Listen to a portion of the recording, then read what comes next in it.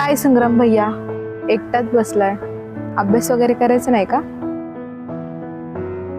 करायचं आहे का? पण काय आहे ना, मनच लागत नाहीये. असं करून कसं चाललं दादा? आई वडिलांनी जमिनी घांटीवून आपल्याला अभ्यासाला पाठवलाय. अभ्यास तर करावाच लागेल.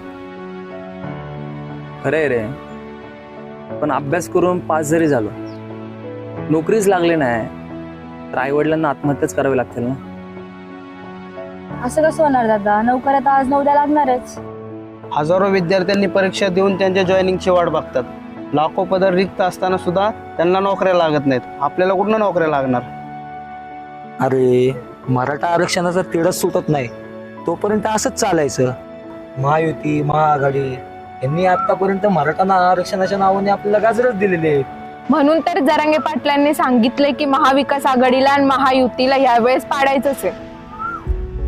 या दोघांना पण पाडायचं, मग आपण मतदान करायचं कोणाला?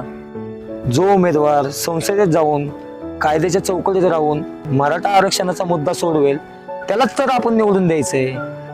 जरांगे पाटलांनी सांगितलंय कोल्हापूरचे शाहू महाराज आणि बाळासाहेब आंबेडकर यांनाच आपल्याला निवडून द्यायचंय. म्हणून तर बाळासाहेब आंबेडकरांनी पुण्याचा उमेदवार मराठा समाजाचा दिलाय. वसंत तात्या मोरे, मराठा आरक्षणामध्ये आग्रही असणारा माणूस, गोरगरिबांसाठी रात्रंदिवस झटणारा नेता. मग ठरलंच, यावेळेस आपण वंचित बहुजन आघाडीचे वसंत तात्या मोरे यांनाच मतदान करायचं. नक्कीच.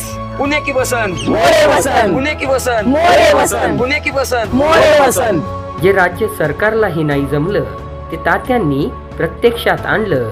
माझ्या राजाचं शानदार स्मारक कात्रज तळ्यात बांधलं. शिवछत्रपतींचा मावळा, मराठा समाजाचा वाघ, माननीय वसंत तात्या मोरेच करतील या पुण्यावरती राज. मराठा आरक्षणाचा प्रश्न कायद्याच्या चौकटीत राहून सोडवण्यासाठी माननीय वसंत तात्या मोरे यांना प्रचंड बहुमताने निवडून द्या.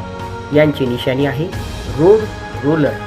रोड रोलरच्या बटनासमोरील 9 नंबरचे बटन दाबून माननीय वसंत तात्या मोरे यांना प्रचंड बहुमताने विजयी करा.